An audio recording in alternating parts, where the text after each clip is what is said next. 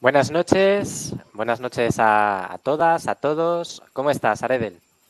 Buenas noches, espero que se me escuche bien porque tengo cascos nuevos, entonces si alguien no me escucha, por favor que lo diga antes de que sea demasiado tarde y grabe todo esto. Eso es. Yo te escucho perfectamente, se te escucha muy bien. Y bueno, estamos aquí una vez más en el Secreter de Tolkien.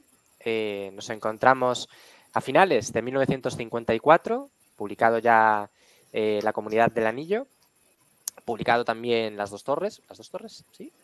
Y bueno, pues Tolkien, ¿tú crees que no? No hemos publicado todavía.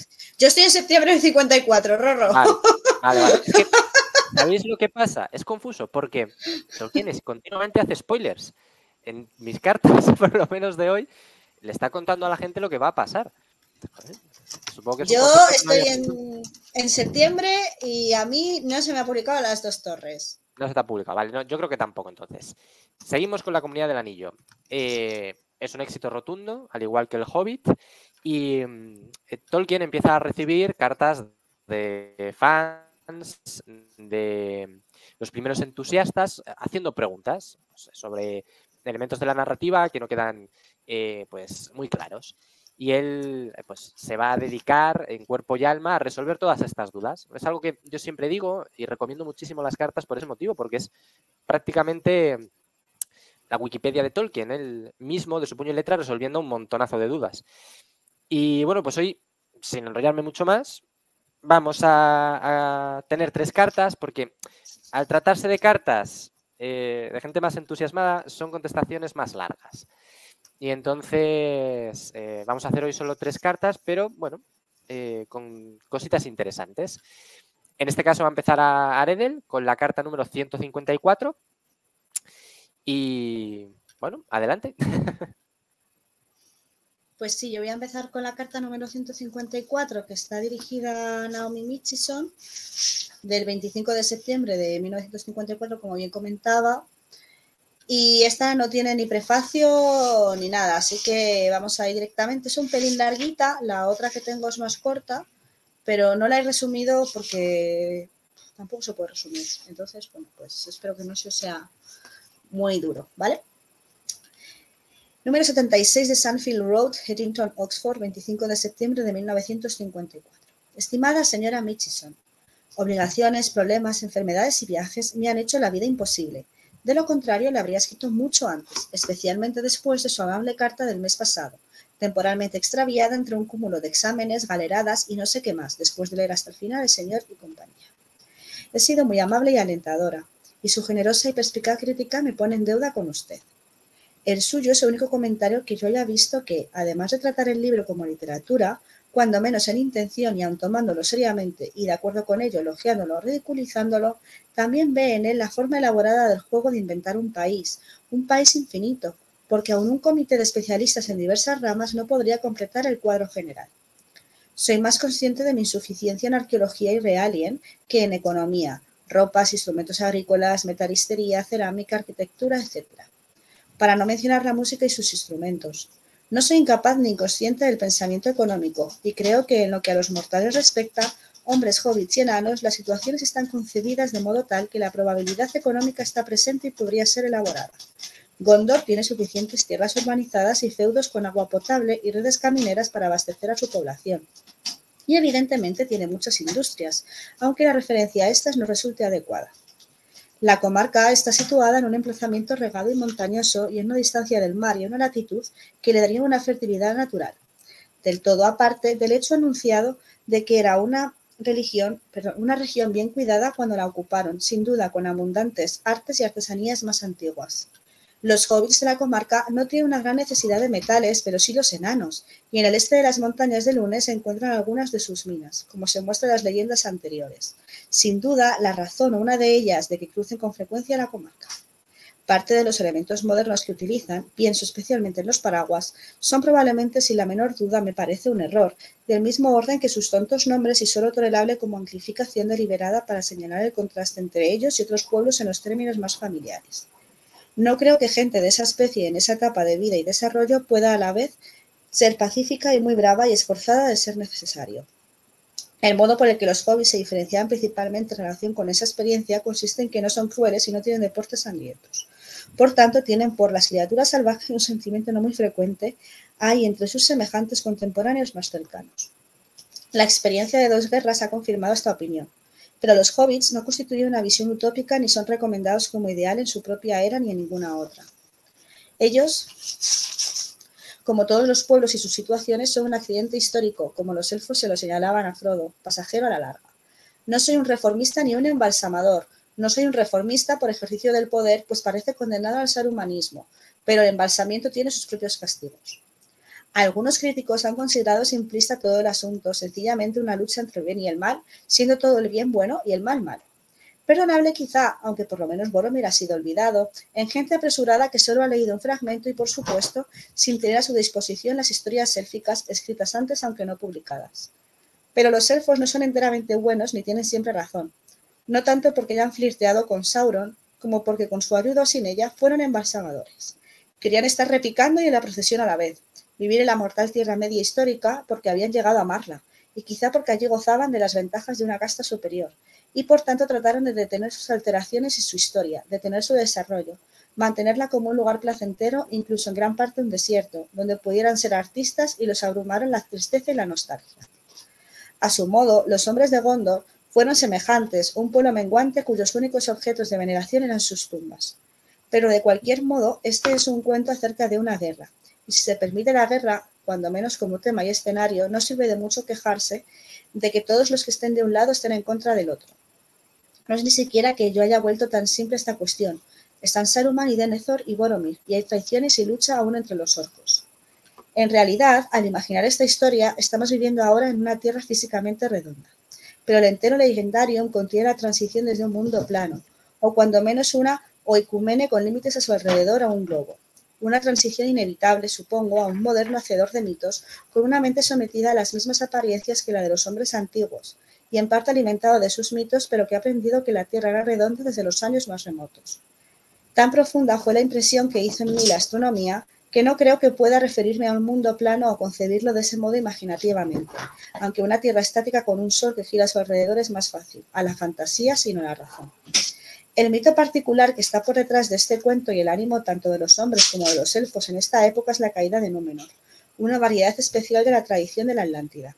Eso me parece a mí tan fundamental para la historia mítica, si tiene una especie de base en la historia real o no, con el despido respeto a Saurat y a otros carece de pertinencia, que alguna versión de ella debe intervenir. He escrito una crónica de la caída que quizá le interese.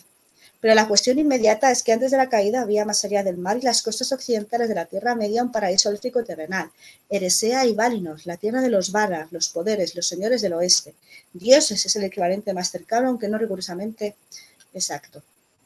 Sitios a los que se podía llegar físicamente mediante la navegación ordinaria, aunque los mares eran peligrosos.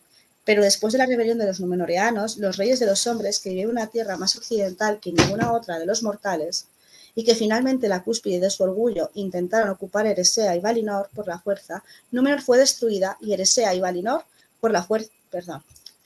¡Gawain! Perdón. No pasa nada. Vaya.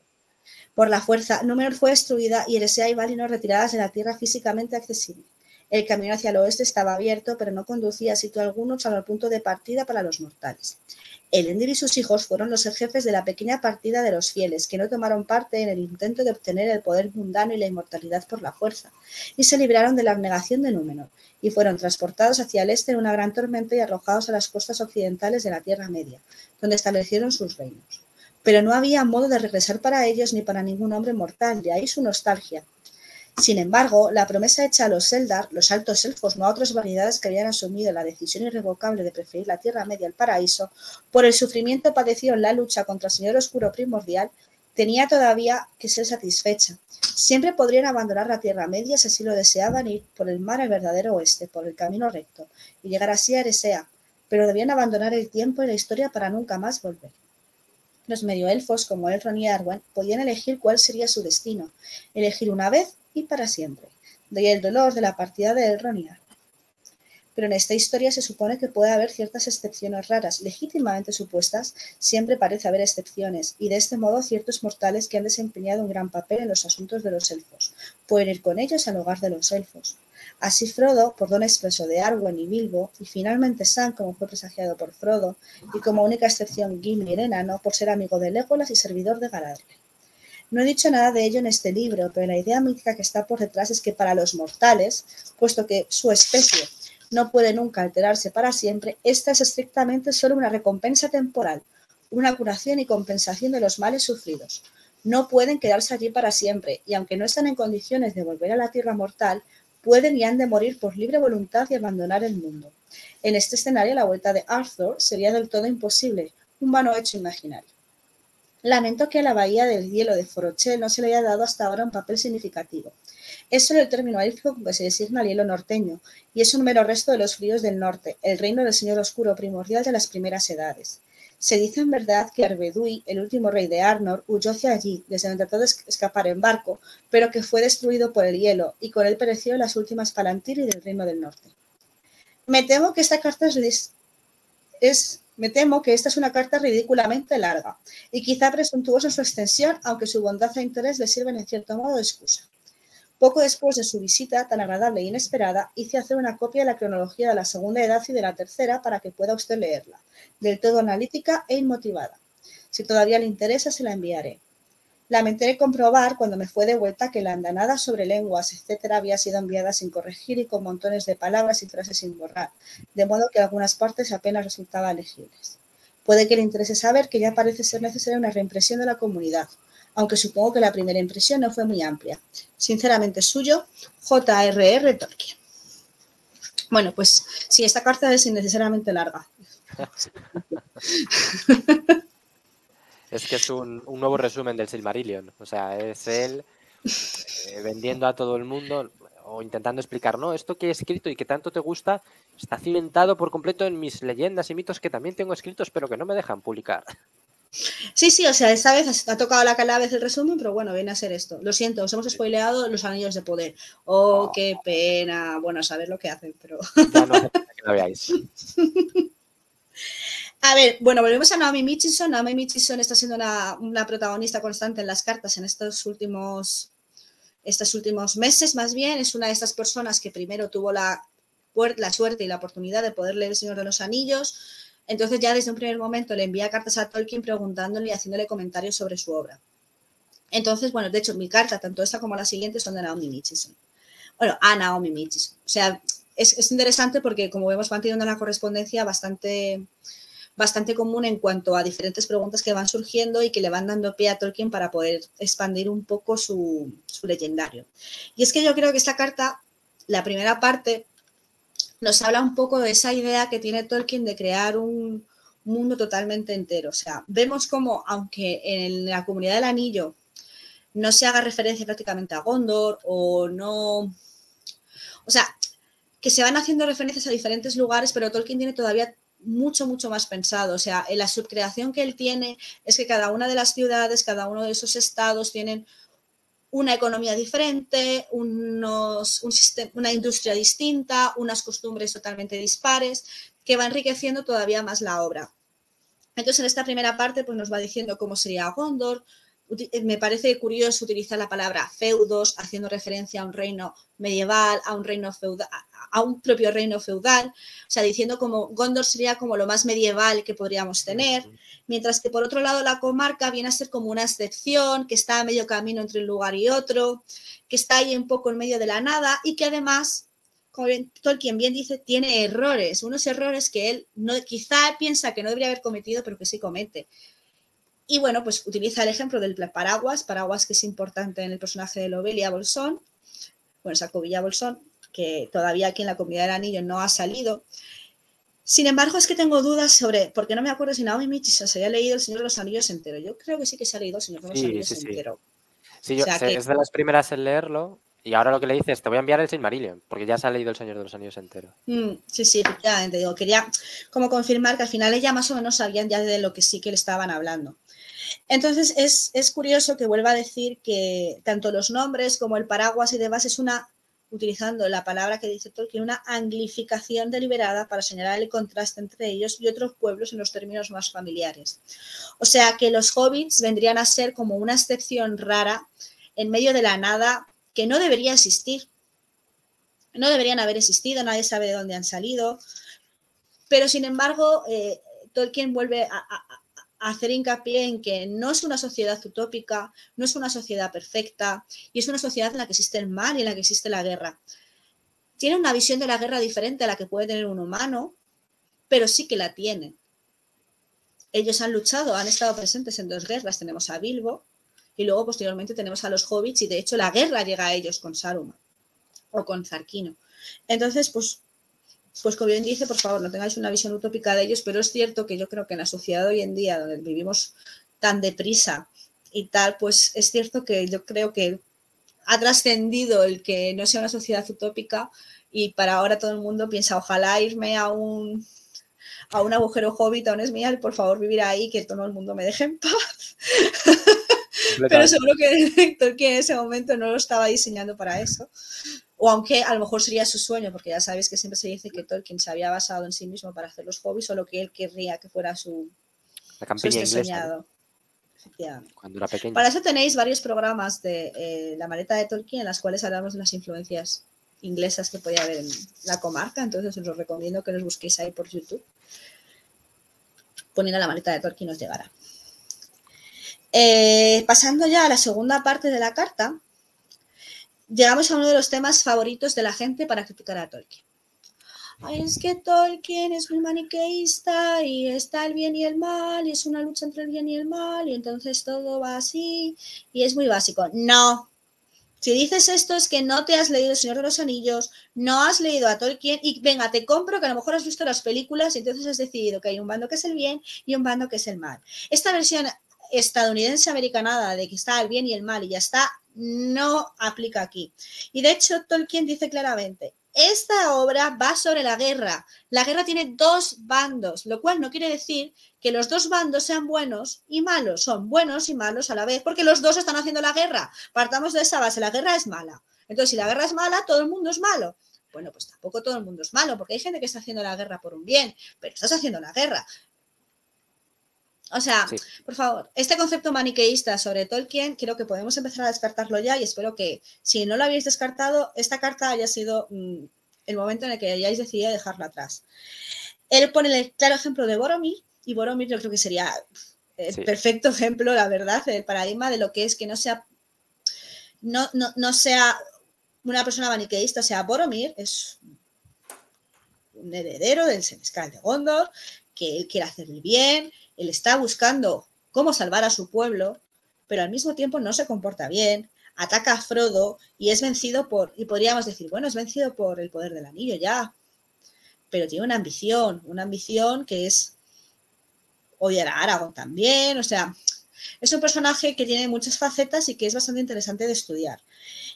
Si ya tiene diferentes facetas, cuando vemos las películas, de verdad os recomiendo echarle un vistazo a la obra, porque sí que aparece más desarrollado y podemos ver esa dualidad que podría estar presente en prácticamente cualquier ser humano.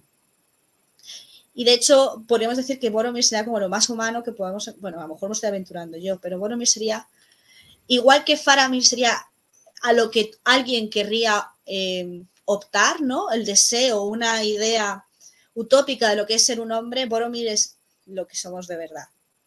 Entonces, bueno, pues... Algunos son Denethor directamente. Sí. Que es mucho peor, ¿no? Estamos rodeadas de Denethor. Sobre todo, ¿sabes dónde están los Denethor? En el poder, pero bueno, ¿qué se me va a hacer? Sí, es verdad. Ahí están. Entonces, me gusta también esta dualidad que hace entre la nostalgia de los elfos y la nostalgia del pueblo de Gondor. Que muchas veces consideramos que sean pueblos distintos, pero fundamentalmente es verdad que tiene sus diferencias biológicas que ya vimos en el capítulo previo, pero no. Pero al mismo tiempo se basan en lo mismo. Los dos lloran por un pasado que no se va a repetir. Los elfos no hacen más que llorar por esa Tierra Media que llena de magia, llena de vida, que ellos vivieron en la primera edad y que ya no está. Mientras que Gondor llora por un reino que existió y que ya no existe. Para los elfos lo que quedan son los bosques. Para los gondorianos lo que quedan son las tumbas, los monumentos. Me parece bastante poético esta comparación que hace Tolkien y me parece lo mejor que tiene esta carta, la verdad. Ya siguiendo, ya sí que nos metemos en el Akallabêth. No me voy a detener en resumir lo que es el Akallabêth porque ya os lo he resumido. Tenéis el Silmarillion para leeroslo, tenéis podcasts que os van a contar esto por enésima vez. Ya hemos hablado de la Atlántida y Tolkien, entonces de verdad no me voy a parar a leer esto otra vez. Simplemente utilizar, lo único que voy a recalcar de esta parte es que utiliza pero el entero legendario que utiliza la transición desde un mundo plano o cuando menos una oecumene con límites a su alrededor. ¿Qué es una oecumene? En castellano sería ecúmene, que viene a ser la parte del mundo conocida. O sea, la ecumene en la Edad Media sería Europa, África y Asia. Es verdad que en el mundo existía América, ya, pero no lo conocen. No la he conocido. Entonces eso es lo que tú conoces. En la ecumene de una isla que está en la Polinesia francesa, serían las islas que están cerca y a las cuales puedes llegar. Europa nunca estaría incluida. Entonces, para ellos también existe una ecumene, porque es lo que la tierra que ellos conocen. Hay un paso entre todo lo que es conocido en la primera edad y en la segunda, y luego sí que tenemos una ecumene, porque saben que existen, pero no han estado, no saben. Entonces podríamos hablar incluso de un retroceso. Es la única cosa que voy a señalar. No voy a hablar ni que la Tierra es plana ni que la Tierra es redonda. Paso. Perdón, es que no voy a pararme en esto. Vuelve a hablar de que los elfos pueden o no pueden volver, si pueden o no pueden volver, tampoco. Y ya por ir adelantando, me parece curioso que utilice ya el personaje de Arvedui. El personaje de Arvedui, su historia está recogida en los apéndices del Señor de los Anillos. Es un personaje bastante desconocido que yo creo que daría para serie, la verdad. Una serie sobre Arvedui sería bastante interesante. Es el último rey de Arnor y el padre de Aragorn, que es el primero de los Dúnedain. Entonces, bueno, pues tiene por matrimonio y demás podría optar a ser el rey de Arnor, pero desde Gondor le rechazan, entonces tiene que huir y es huyendo cuando al final acaba falleciendo y a partir de ahí de su línea estarían los Dúnedain, que luego, bueno, pues llegamos incluso a la figura de Aragorn. Y yo creo que poco más. Solamente, bueno, pues Tolkien está contento porque va a haber una reedición de La Comunidad del Anillo porque está vendiendo bastante. Sí. Él sigue siendo un poco pesimista pensando que cree que no sacaron demasiadas, pero bueno, es curioso que no sepa de cuánto fue la tirada inicial que se hizo. Y ya está. Me ha gustado cuando él mismo reconoce su insuficiencia, dice, su insuficiencia en arqueología y realien, que es del alemán, ¿no? En hechos técnicos pone en la nota. Que no, claro, sí. No sabe sobre instrumentos agrícolas, cerámica, arquitectura, ropas. Es algo en lo que los entusiastas de Tolkien caemos siempre, ¿no? Joder, es que yo, como soy agricultor, cuando lo leo me chirría porque obviamente no tenía ni idea. Pues claro que no tenía ni idea, no hay que ser tampoco tan exigente, ¿no? O metalistería incluso, dice.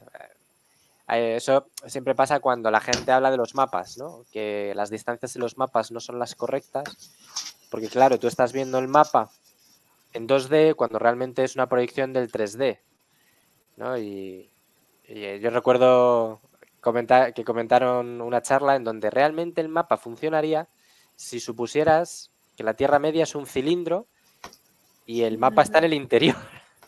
¿Y tú no hiciste una vez como un cálculo de cómo era imposible que fuera Orthanc o algo así de alto? Los Argonath. Sí. ¿Es? Yo me suena que tú una vez hiciste algo de eso. O sea, que yo hice yo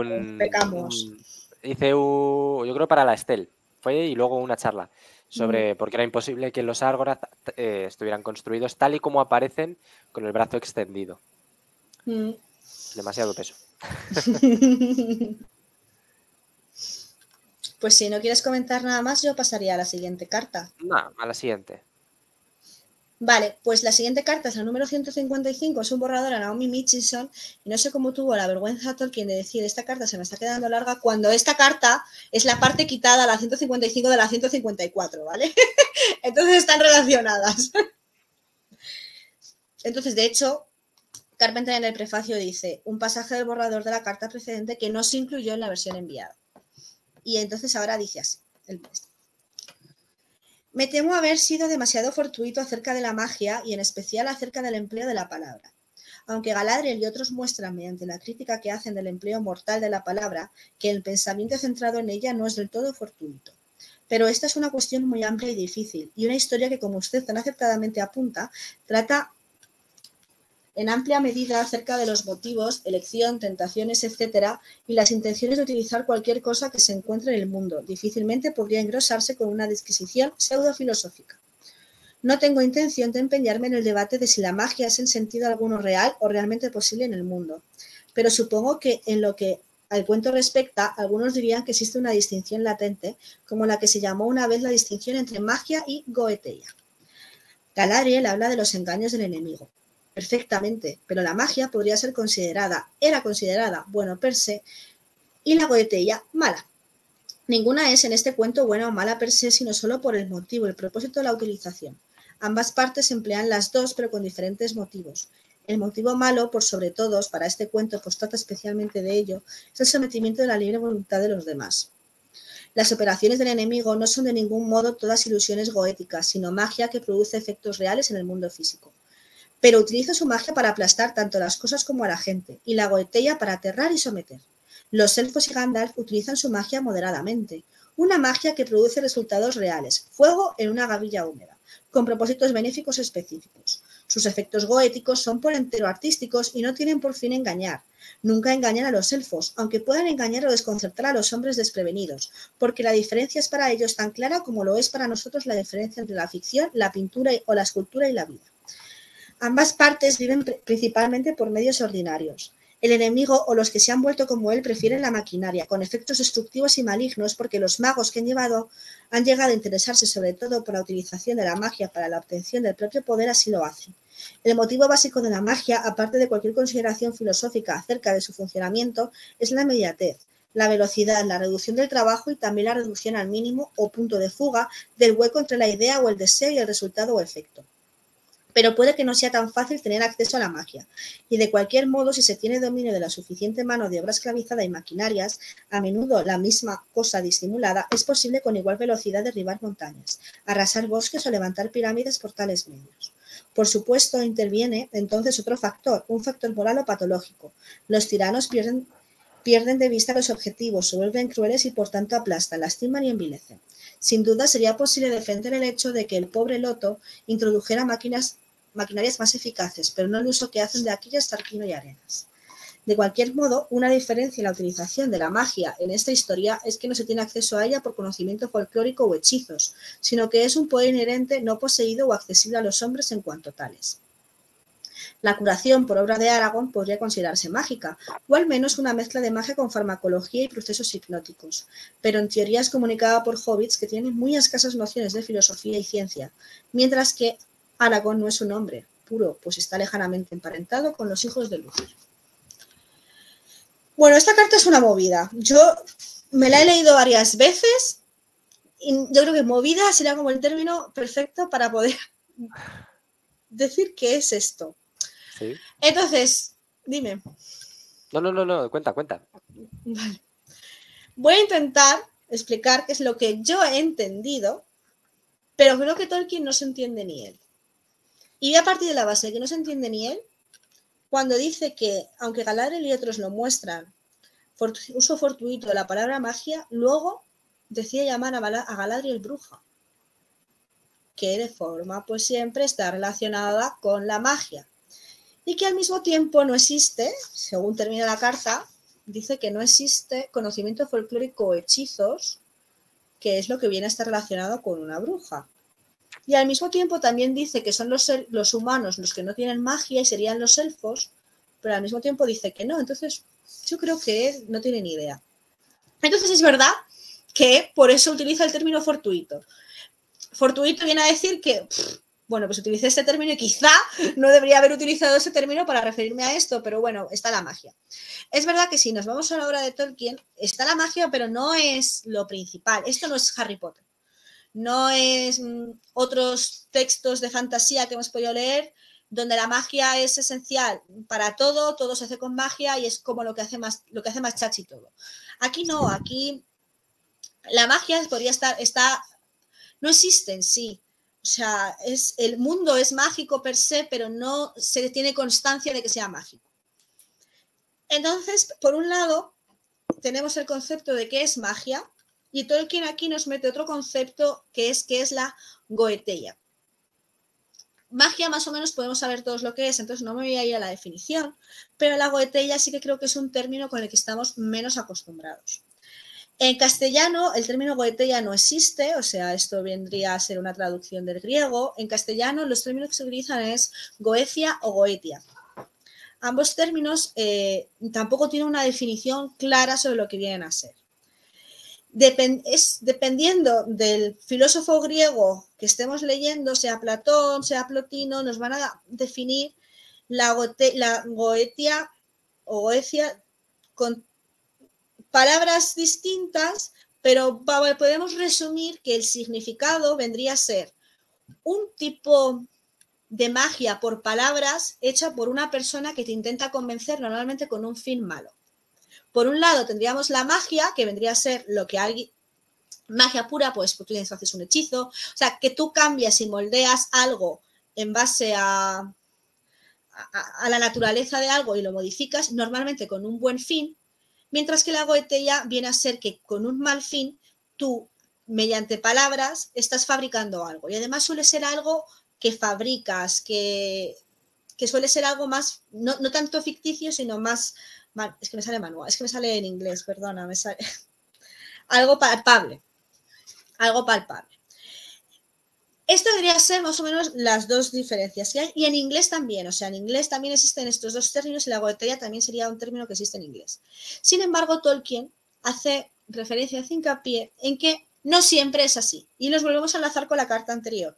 Ni todo lo bueno es tan bueno, ni todo lo malo es tan malo. Entonces tenemos ejemplo de magia, tanto buena como mala, y de goeteia, tanto buena como mala. Entonces Tolkien lo que hace es ponerte como las dos ejemplos de las dos cosas que estarían presentes.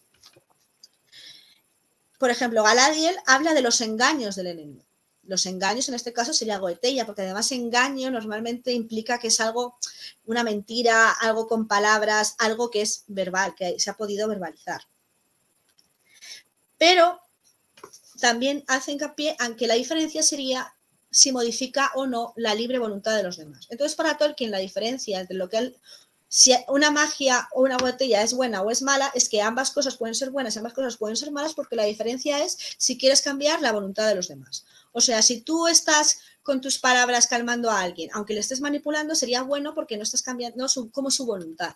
Pero al mismo tiempo, si tú estás metiendo cizaña, pues serías malo y entonces sería la botella malo. Yo creo que más o menos eso es lo que viene a decir Tolkien, así como simplificando mucho.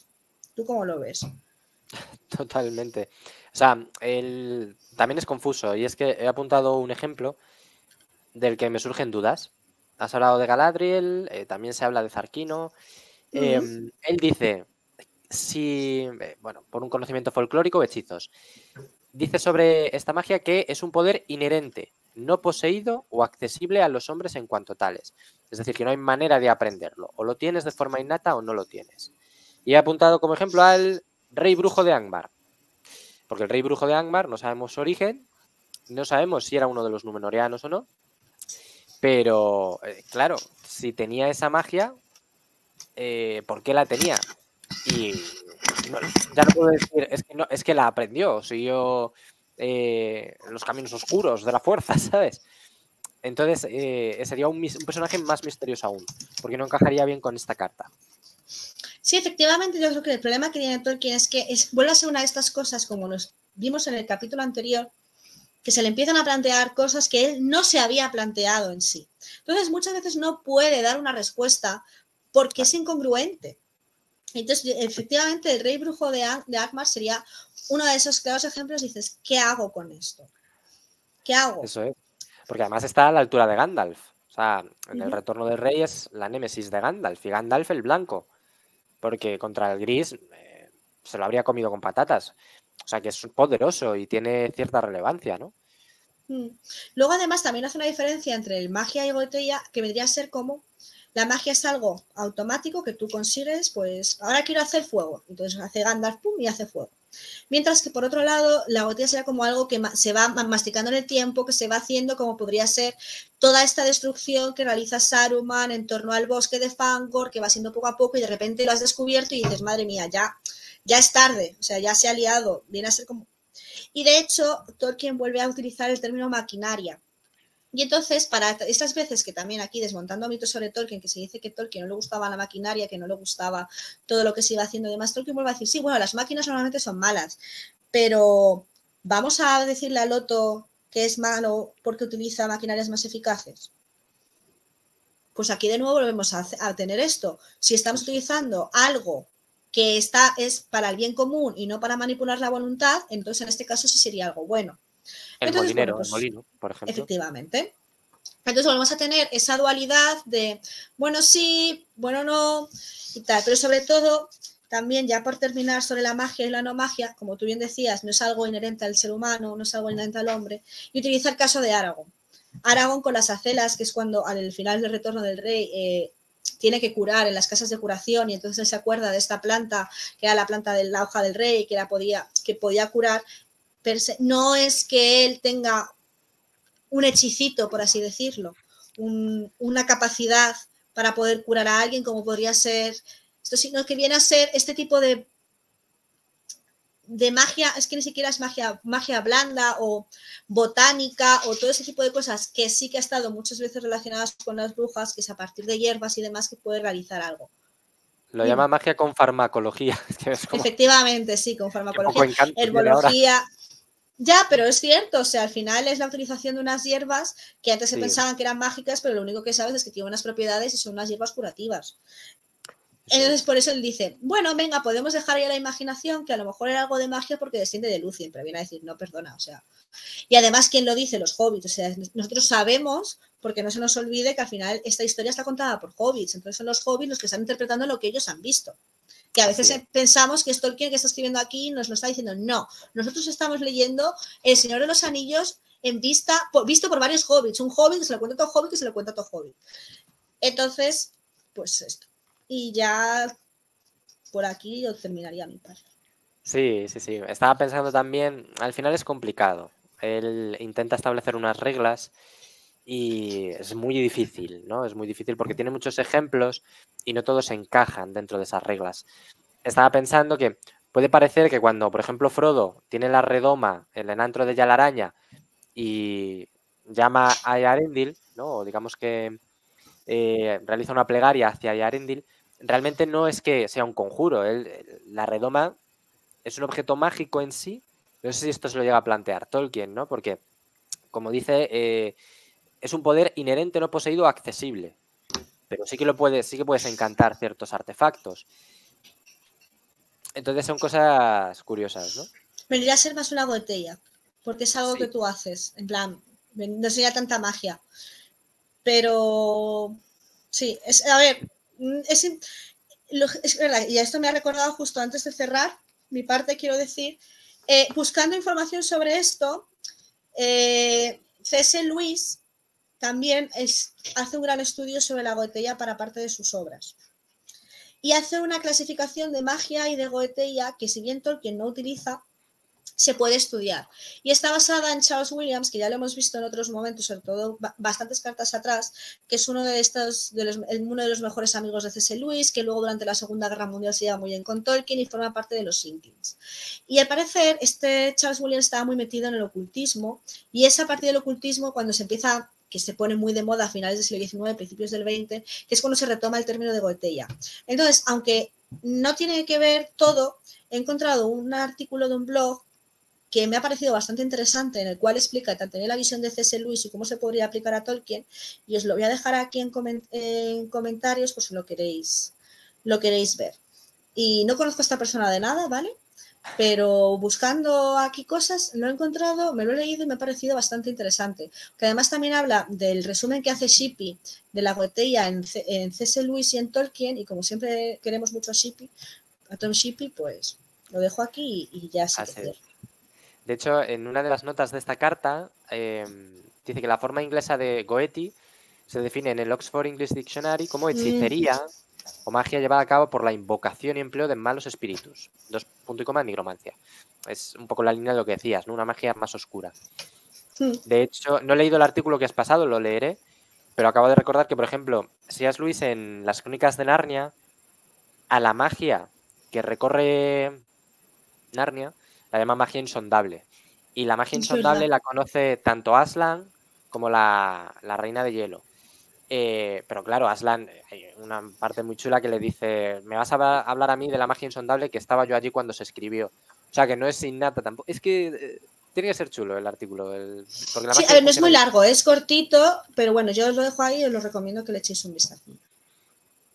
Muy bien. Te cambio la carta, espera. Otro viejo amigo. Vamos allá. Vale, esta vez me toca a mí. Es una carta, va a ser la última carta de hoy porque es larga, ¿vale? Del orden de 7 páginas, así que lo que hemos hecho, como en alguna otra ocasión, la carta 131 a Milton Waldman, la hemos resumido, ¿vale? Así que se quedará en la mitad aproximadamente. Es una carta datada el 4 de noviembre de 1954. Antes charlábamos sobre cuándo se publica Las dos torres, lo he puesto en el chat. Se publica una semana después, el 11 de noviembre de 1954, así que está a puntito de salir, ¿vale? No obstante, esta carta va a estar dirigida a Robert Murray, que también ha leído El Señor de los Anillos en su totalidad. A Robert Murray le hemos visto con anterioridad en una carta muy conocida dentro del epistolario, porque, bueno, resumiendo un poco, era amigo de Tolkien y va a ser Tolkien quien le va a convertir al catolicismo. Robert Murray, de hecho, se ordenará sacerdote.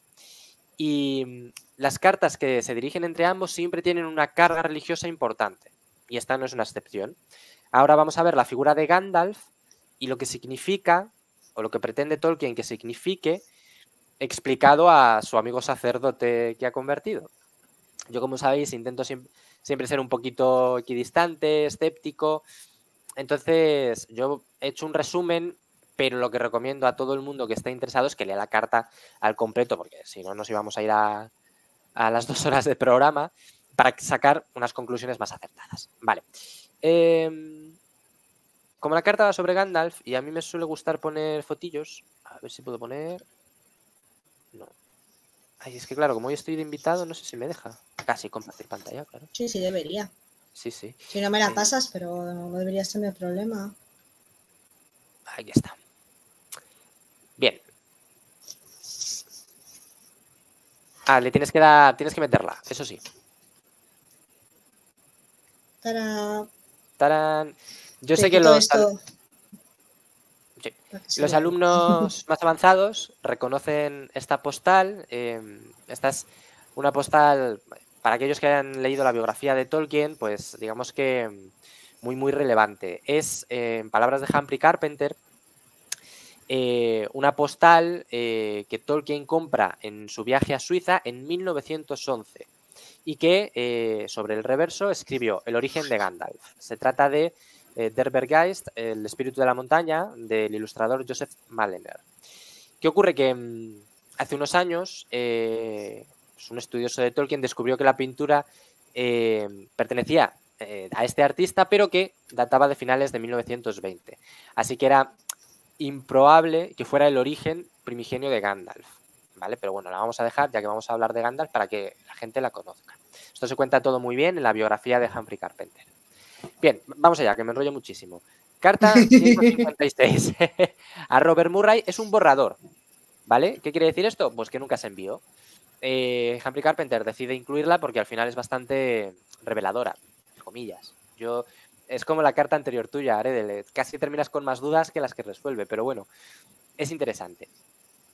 4 de noviembre de 1954. Mi querido Rob, ha sido Joder, ha sido muy amable de tu parte escribirme tan largamente en medio, me temo, de tantas fatigas. En cuanto a Gandalf, por cierto, no se trata de unirme a Peter Hastings para dar voz a crítica alguna.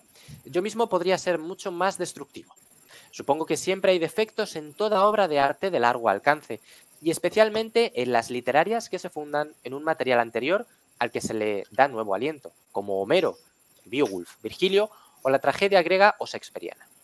En esta categoría, como categoría no competidora, se sitúa El Señor de los Anillos, aunque solo se funda sobre el propio primer material del autor. Creo que el modo en que se presenta el retorno de Gandalf es un defecto, y otro crítico, tan fascinado como tú, utilizó extrañamente la misma expresión, engaño. Eso es en parte consecuencia de las compulsiones siempre presentes de la técnica narrativa. Tiene que retornar en ese punto, y las explicaciones de su supervivencia, que se establecen de manera explícita, deben darse allí. Pero la narración urge y no puede demorarse para dar lugar a elaboradas exposiciones que impliquen el entero decorado mitológico. Gandalf murió, realmente, y se transformó. Pues eso me parecía a mí el único engaño verdadero. Representar algo que pueda llamarse muerte como si nada se alterara. Yo soy Gandalf el Blanco, que ha vuelto de la muerte. Probablemente debió haberle dicho a Lengua de Serpiente: lo he pasado a través de la muerte, no el fuego y la inundación, para intercambiar palabras torcidas con un sirviente. Y así sucesivamente. Podría decir mucho más, pero solo sería para dilucidar, odiosamente quizás, ideas mitológicas que tengo en mente. Pero Gandalf, por supuesto, no es un ser humano, hombre o hobbit. No hay, claro está, nombres modernos precisos para decir lo que era. Yo aventuraría decir que era un ángel encarnado, estrictamente un angelus.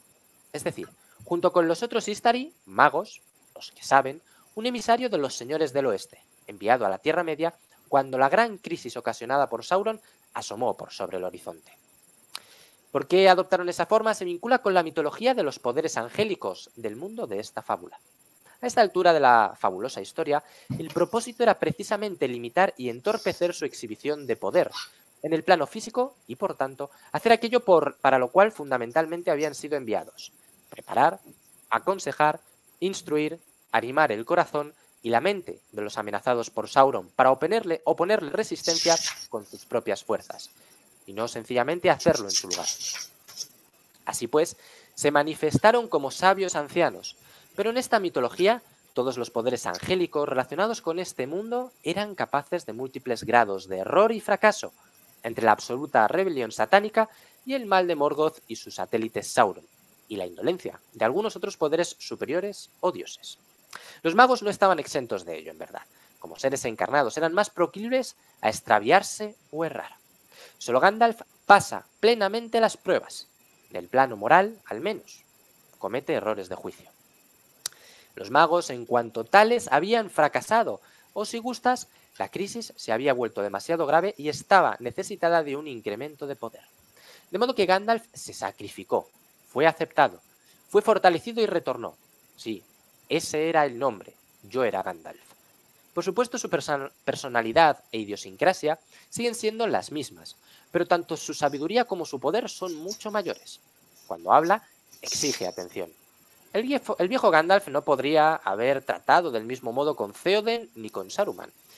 Tiene todavía la obligación de ocultar su poder y de enseñar antes de forzar o dominar las voluntades.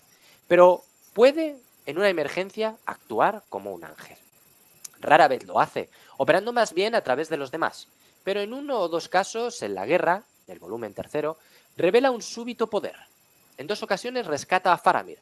Solo él queda para prohibir la entrada del señor de los Nazgûl a Minas Tirith, cuando la ciudad ha sido arrasada y las puertas destruidas. Sin embargo, tan poderoso es el reguero de resistencia humana que él mismo ha alentado y organizado, que de hecho no se produce guerra alguna, pasa a otras manos mortales. Para, si es engaño, tratar a la muerte como si ésta no constituyera diferencia alguna, la encarnación no debe ignorarse. Ahora vamos a pasar a hablar de los númenoreanos. Voy a compartir otra ilustración, ¿vale? Porque luego se mezclan. Vamos a ver. Esta es algo distinta. Os va a gustar. No está en la mejor resolución del mundo, pido disculpas. Tienes que subir la Aredel. Pensaba que una vez que subías podías cambiarla, perdón. Este es Sauron, no te preocupes. De las cartas Magic que han salido ahora, es raro. Entonces, a mí estas cosas que se salen siempre... Escogí un juego de las cartas Magic más feo que han sacado.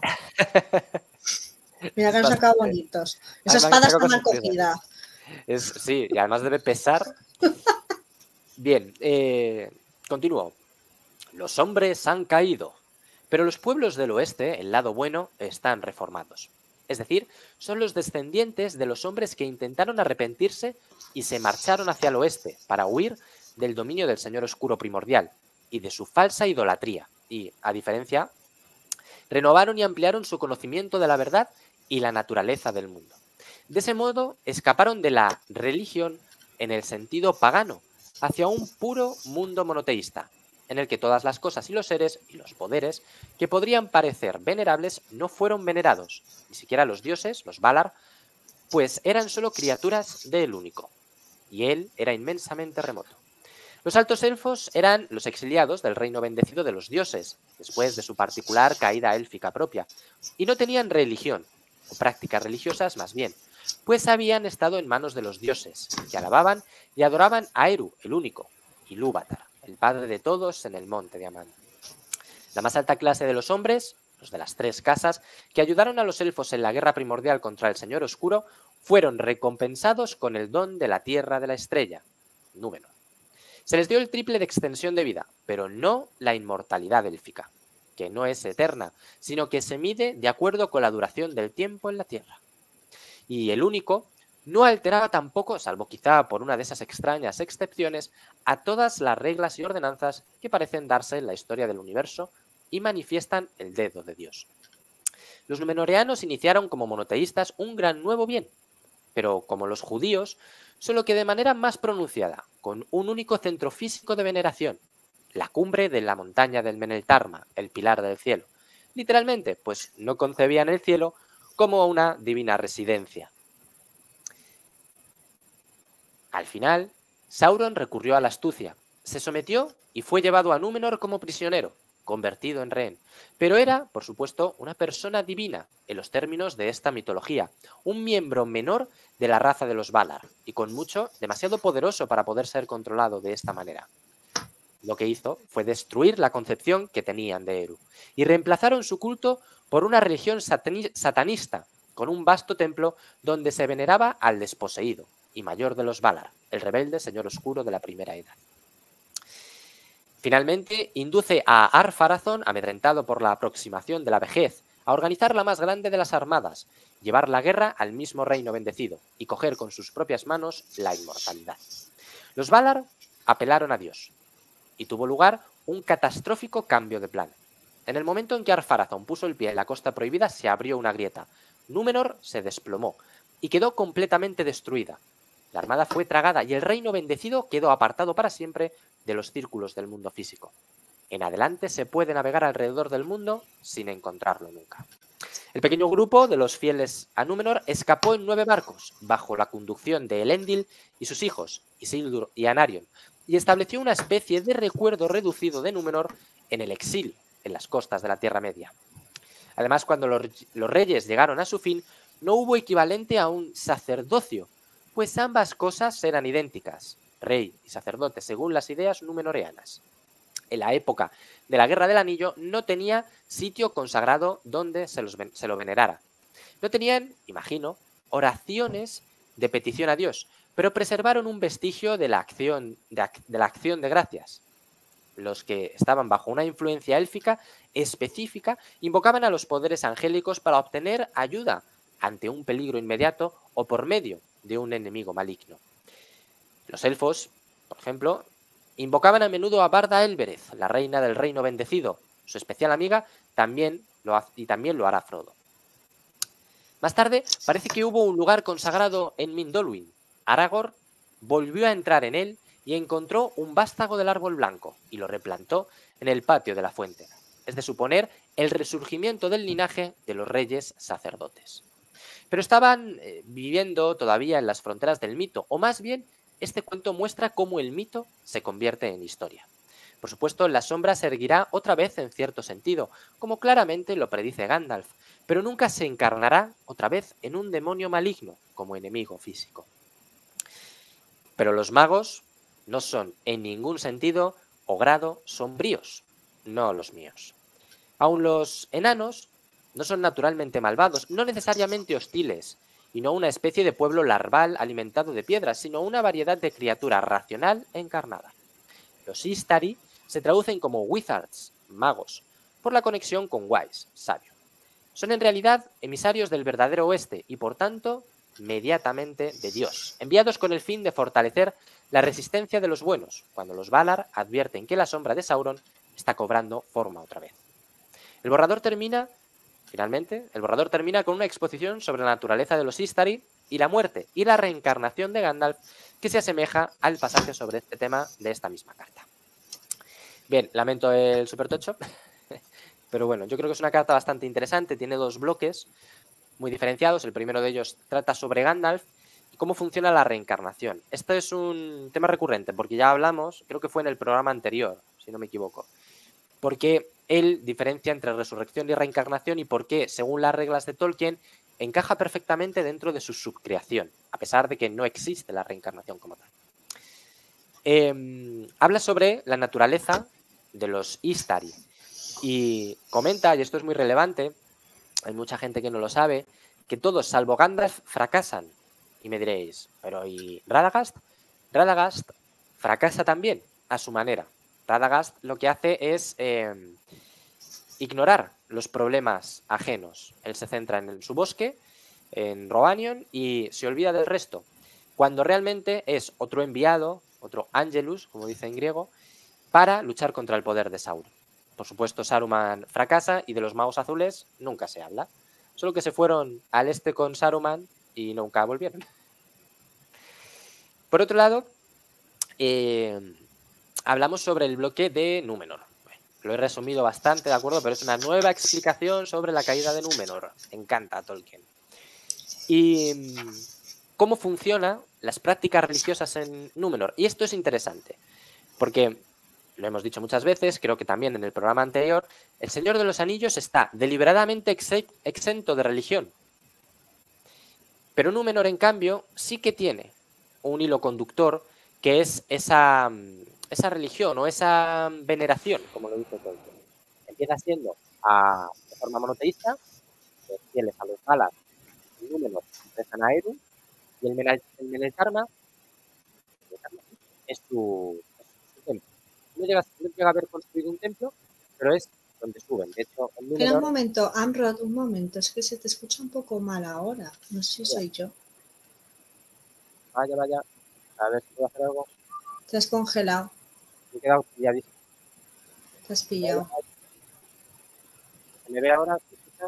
Sí, ahora sí. Se te Hola, escucha hola, como hola. si... Ahora perfecto. Vale, ha debido haber ahí un pico raro, ¿no? ¿Sí? Ya está. Sí, perfecto. Vale, no pasa nada. Sin duda alguna es la golletella de internet. Decía que en Númenor sí que vamos a hablar de veneración. Hay primero una religión monoteísta, es la de los fieles, que, digamos, no rezan, pero sí que entienden que hay un único, que es Eru, y de hecho hay 3 celebraciones en Númenor religiosas, todas ellas ubicadas en lo que es el ascenso del Meneltarma, que eran Erukirme, Erujantale y Erulaitale. Que en Númenor hemos hecho alguna vez una Erukierme que derivó en la Erukierme. ¿Qué ocurre? Que con la llegada de Sauron se modifica ese sistema de creencias religiosas y se empieza a adorar a través de un templo, a través de cortar el árbol blanco de Númenor, Nimloth, quemarlo, que además cuenta que sale un humo más negro que nada, una veneración hacia Melkor. Y es una de las pocas ocasiones en las que los Valar, comandados por Manwë, deben dirigirse directamente a Eru para ponerle una solución. No puedo contaros mucho más porque ya lo conocéis de sobra. ¿Qué más cositas tiene esto?